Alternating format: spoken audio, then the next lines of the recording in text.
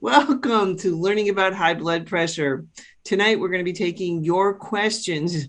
These are questions you've written in the High Blood Pressure Facebook group. And so we're going to just discuss some of your questions. So let me introduce Dr. Christina Miller. She is double board certified in emergency and integrative medicine. If you want to connect with her, she does virtual consultations through telemedicine. She's certified in 23 different states, and you can find her at plantbasedtelehealth.com. I'm Jean Schumacher, and I am co-founder of the Pregnancy Advantage, where Dr. Shapiro and I help women to get their bodies pregnant ready. Or if you're having trouble conceiving, we want to help you to figure out and get to the root cause, especially before you go down that in vitro fertilization rabbit hole, because that is not a pleasant thing to be going through.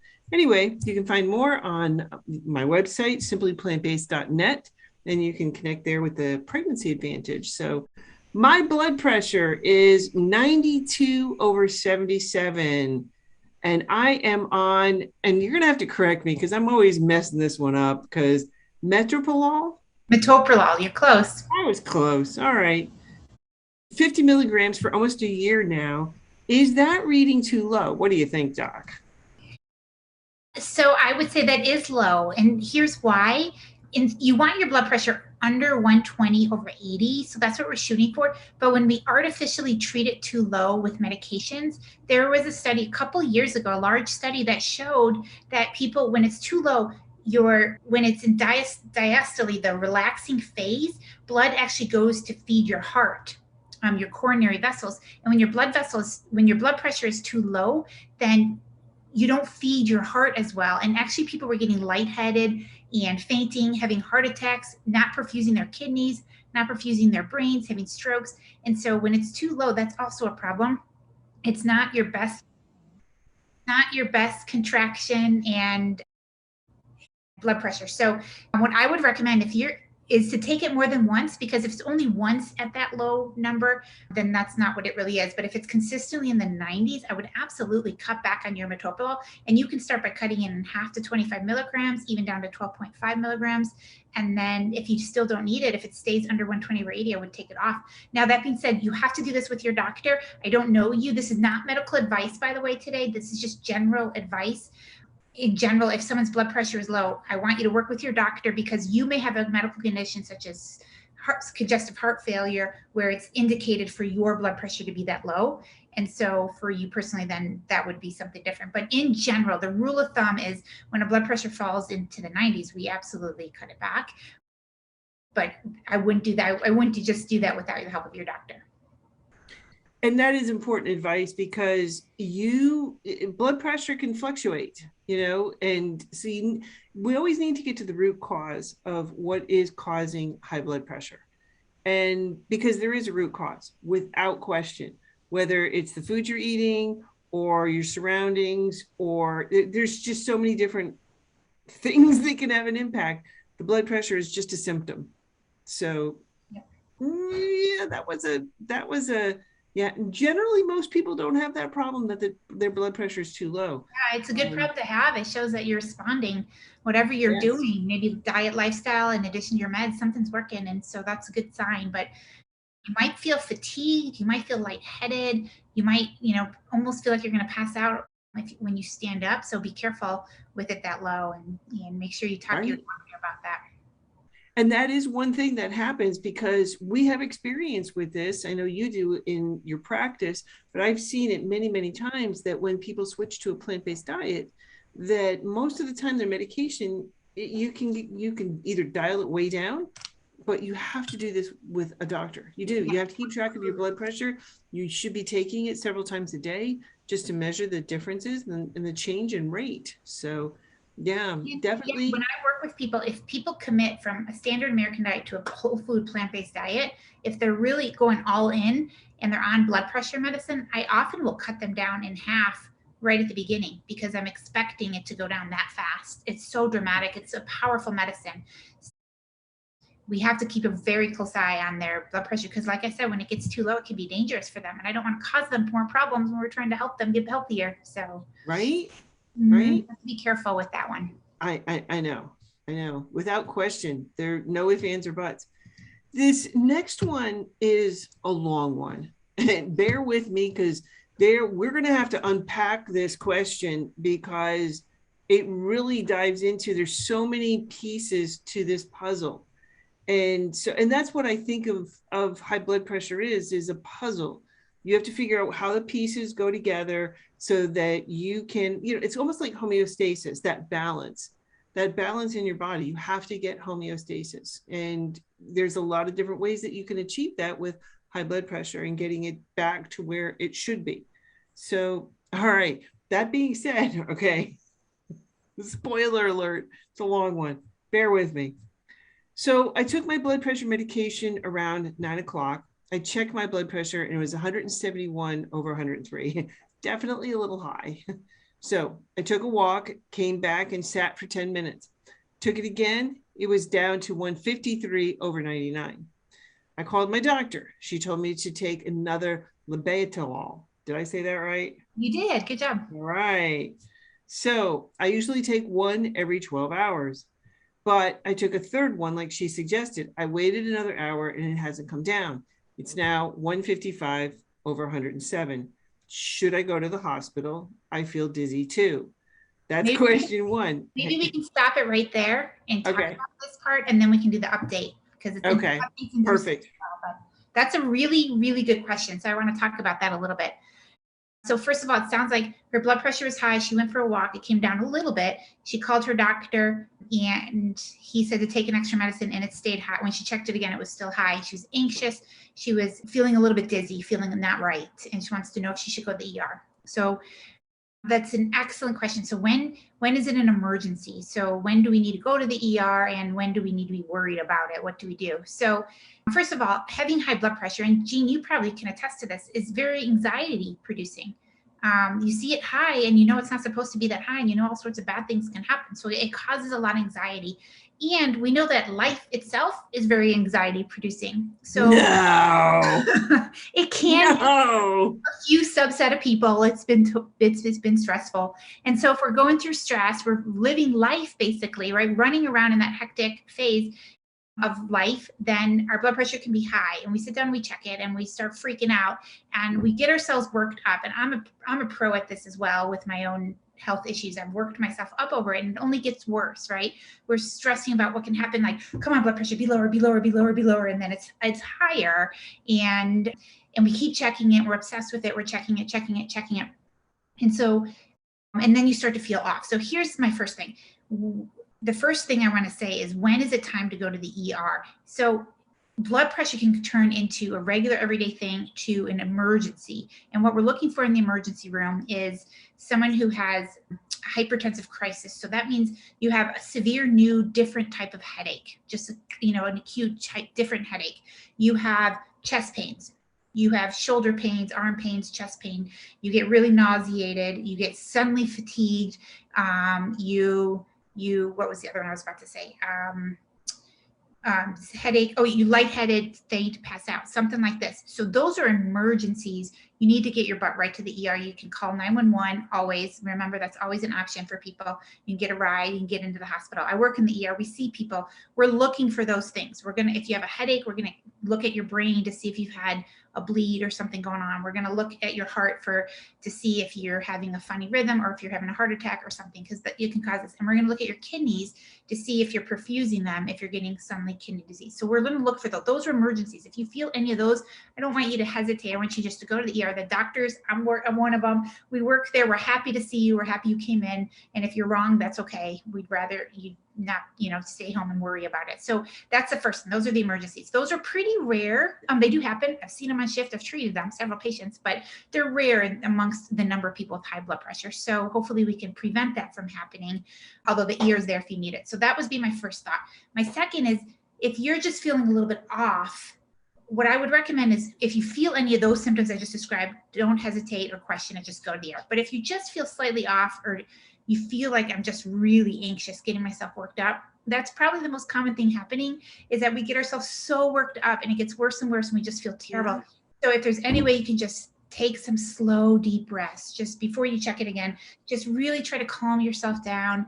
Listen to some music, turn on something that makes you laugh to get your mind, away from this. If you can do a meditation in that moment or a guided visualization, or if you have those tools, or prayer, if you have that. If you don't have that, you can zone in on something else, that puts you in a Zen moment to get you away from my blood pressure, and start calming down, start feeling some gratitude about your pets, your kids, your parents, the place you live, something, whatever it is that you have in your life. Get yourself out of that. You could take the slow, deep breaths like Jean does her respirate. I just do breathe in for 5, breathe out for 5, breathe in for 5. So real slow in and out. And I just focus on just that. I might play some Zen music and focus on that and just try to see if I can calm myself down, sip a little bit of water, maybe go for a light, gentle walk. It's outside, get the breeze. Oftentimes that alone can start to bring it down a little bit. And so hot tub. That. Hot tub time. Yes. Hot tub time. Hot tub time, exactly. Yeah. I've had spikes in blood pressure. And it's typically almost always related to salt. For me, I'm extraordinarily salt sensitive. We talked about this before. So I know, like, if I deviate or if I've gone out to somebody's house and had dinner at their house, a lot of people will cook with salt or use products with salt in it. And I'm that sensitive. So I have to be very careful. But, sometimes you just say, oh, what the heck? And you go out for dinner or you eat something that is not you prepare at home. Right. I will get nailed. And so, like, I might wake up at 3:00 in the morning and go, oh, my blood pressure's up, because I do get blood pressure headaches. I will go down in the hot tub. I almost don't even need to read the blood pressure meter. And on one hand, that's annoying because I have the headache. But on the other hand, as you said, it's kind of nice because I know there's an issue in my body. So I'm one of the few. Most people do not get a headache because you do not know that you have high blood pressure. So that's why you need to take that. And if you get a bad headache, I want you to go to the ER. The hot tub's not enough. If something really bad's happening, Jean knows her headaches, and it's a little bit different from someone who gets a terrible, all of a sudden new headache. That's a little different. But absolutely, any of these tricks can be helpful too. So, okay, we could finish. Okay. All right, here's part 2, part 2 update. So I drank some water and decided to just get some sleep and checked it in the morning. It was 140/88, so it went down, still high. My doctor told me to start taking a second dose of lisinopril at night. So apparently she is on 2 medications.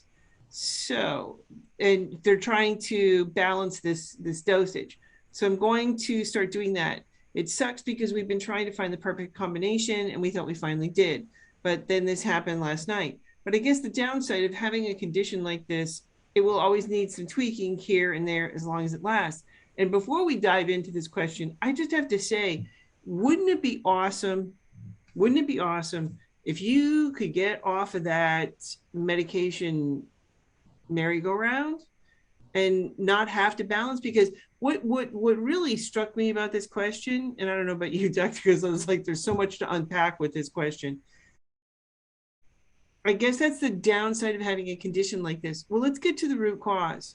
Let's find out what the root cause is. And that's the whole point of this group, is to try and find ways without medication. It's not to say that you don't need medication. I'm not saying that at all. In the beginning, you need to get that under control. And so if you're having a hard time with this, balancing these medications and trying to get your body in balance, which is all the time in flux, in change. You drink some water, you eat something to eat, it's all the time trying to keep this balance, this homeostasis. And some of the things that you're doing is going to raise your blood pressure. So it's getting to the root cause. That's why I love working with Dr. Miller, because she knows how you can get that balance back, because I almost say, like, your health is worth working for. Without question. It is. Without question. It's worth putting the effort and energy into figuring it out, finding out what the root cause. And it's not going to happen overnight, because you're going to be changing a lot of things in your life to try and figure this out. And you're going to need help. You're going to need somebody like Dr. Miller who can tell you she can connect with you and order your blood pressure medication. She can keep control over all that you're doing, but you're going to need help. I figure compared to like Dorothy going down, your house just landed on a witch, and you just landed in Oz, and you're looking around going, am I having an acid flashback back to the 60s? What's going on here? You're in a place with all these short people. I mean, am I having some kind of psychotic dream? I mean, I always thought about this. It's like, wow, she's on some pretty strong acid or something. I don't know. Anyway, she's on a quest to get back home. And this is almost like a health quest. And, so they're like, yeah, we got nothing to help you. We haven't gotten Google. We don't have the GPS. The only thing, go see this guy. He has more knowledge than us. So you head off to Oz, and you start down the way. The first person you come into contact is the scarecrow, and the scarecrow is kind of like going, you sound like you know where you're going. Can I go with you? And you got somebody following along, and both of you are stumbling along going, yeah, no, I don't know how to get there. I don't know. We'll see if we can find somebody who can give us directions along the way. And down the road is a witch that's going to be throwing fire bombs at you. Then you've got winged monkeys that are going to pick you up and take you in the other direction. I compare that to like keto and paleo, okay? That they're taking you in the wrong direction, and you're trying to get over here, and they're taking you that way. That is not a pleasant thought. So Doc can help get you, to figure out which is the right path for you. And you need someone to guide you, go, hey, there's a witch down there. If you go this way, you're not going to run into the witch. So, I compare that to this because I think, you're always trying to figure out and get to the root cause. So I'm sorry, the question, Doc.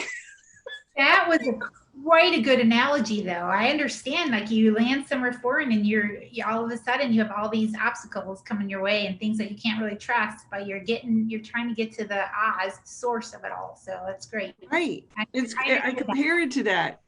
And if you've ever noticed, going back to the Wizard of Oz, in her real life, it was black and white. And then when she got into Oz, it was in color. So right. There must have been some flashbacks to acid. Sorry, I digress.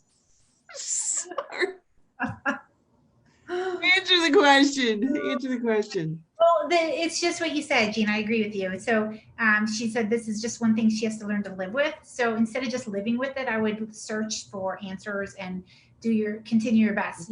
Keep working on lifestyle. Keep trying to figure out what's causing this, and really try to improve your diet. Work with people who are knowledgeable to help you make sure you're on the right diet. There's certain foods that are more powerful than others. Certain diet plans that can really help you.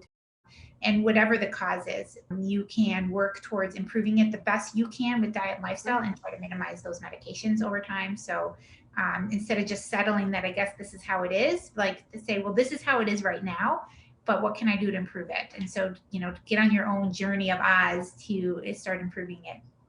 It's worth working for, honestly. It really, really is. And I can't say enough about it, because it depends upon how you want to spend the rest of your life on this planet. Most of us have no clue or understanding of the power. We think we can take a pill and it's going to take care of all of the things. No. You've got to figure out what's causing that so that you don't have to take that pill. And if you can get to the root cause of it, and I've heard people say, oh, well, it's my genes. Grandma had this, my dad had this, I say, yeah, genes do run in family, but I also say food runs in family too. Mm-hmm. So think about that. And a lot of what we've learned is not the right advice. I mean, let's go back to grandma. Grandma was right. Eat your fruits and vegetables. Right. Simple advice. I agree. Let's go back to grandma. She had it, And I think we're seeing so many issues and changes and problems, like what we're dealing with in terms of food. I mean, this is the first time ever on this planet that we've never had to worry about food. Okay, for the most part. I mean, obviously there's people starving in Africa, wherever. Well, there's a lot of insecurity in our country too, but most of us who are lucky enough to be watching this right now are not worried about that. Mhm. So, the problem is you drive down the street and you've got McDonald's and Wendy's and Burger King, and our life is so fast and crazy, and it takes time to make changes because life is fast, life is stressful. And if you're seeing high blood pressure, it's your body telling you, dude, something's wrong. You need to go back and fix this. You've got to come back to this and circle back to, you should have good health. We should all have good health. Mhm. But we have a lot of things going against us in this world, and especially things like food like substances and food addictions, where these foods are being stimulated to our brains. It's called the pleasure center. And if you've not read The Pleasure Trap, powerful, right? Yeah, it's an excellent book. Hmm. Yeah. I So mean, true. it really just talks about how your brain just stimulates, Hmm. lights up. I mean, can you eat one potato chip? No, I can't. I Hmm. can't. I can't. I will not lie. I cannot eat one potato chip. And I don't eat, to this day, I don't eat any chocolate, even dark chocolate, even a chocolate dessert. And it's okay. I tell my patients it's okay. It's good to eat it. Actually, it can help lower blood pressure. But I personally don't eat it because my addiction center lights up, and I will eat the entire chocolate pie or the entire thing of chocolate, balls, Right. energy balls. I can't stop myself. I go Right. crazy. I won't eat it. I can't touch it. If I don't touch it, I don't want it. I'm And, fine. and, and sometimes it's easier just to say no Yeah. than have it around, because if it's in your house, it's in your mouth. There's no ifs, ands, or buts. And it's just a question of not if, but when it's going to get into your We all have our body. different ones. It's interesting as we talk to different people. Like, I'm a chocolate person, but not everyone is. Other people will be, maybe a potato chip or maybe a this or that. And Yeah. it's so interesting. My husband can't let go of cashews. If he eats one, he eats the whole bag. And so, we It's keep true. it in or keep it away so he doesn't, it doesn't trigger him. But he can eat one piece of chocolate and be fine. Whereas I can't do that. But I can eat cashews and be fine. He can't do that. So And how can you, and I almost think of it as peeling back a layer of an onion, where you're learning a lot about yourself in this process, and how your body handles and deals with it. Because right now our bodies are pretty overwhelmed on so many, most people's are, especially if you're dealing with high blood pressure. That means typically you just don't have high blood pressure by itself. It usually goes along with other things. So usually there's some other health issues that are happening within your body. It's pretty rare that you're just going to have high blood pressure. And if you're one of the lucky ones, that means you can change your health pretty quickly and turn it around. But typically, most of us dealing with high blood pressure have other symptoms and stuff going on as well. So, and what is so cool is that by going on a plant-based diet, a plant-based lifestyle, you can pretty much correct a lot of those things. you certainly can improve it. So Yeah. depending on the cause and what's going on with each person. But And how long, and yep, there's a lot of factors, yep, but honest to goodness, you can improve almost. absolutely. I think every single person can improve their situation. Yeah. Some are lucky and can fully reverse it. Some can improve it though and stabilize it and reduce their medications. Whatever improvement you can get, let's go for it. That's what I always say. Like, just we'll take improvement, and we keep seeing how much improvement. And sometimes over years, people continue to improve. It amazes me. It's just, you never know what our bodies can do. They can recover when we give them And the how quick, mm-hmm. it can recover. That's what blows me away, is how quick we can recover on so many levels. And I'm not saying this, like every person this is going to happen to. Again, a lot depends upon your situation and how long you've been dealing with it. There's a lot of cofactors, right there. Obesity plays a huge role without question. So starting to take control of your weight, because we have an obesity epidemic. So usually if you're going to see high blood pressure, it's usually in somebody who's morbidly obese. So they go hand in hand. So you got to start working on it and take the stress off the body. Think about, because I've lost at this pound over 100 pounds, think about carrying 10 pound bowling balls. Think about that.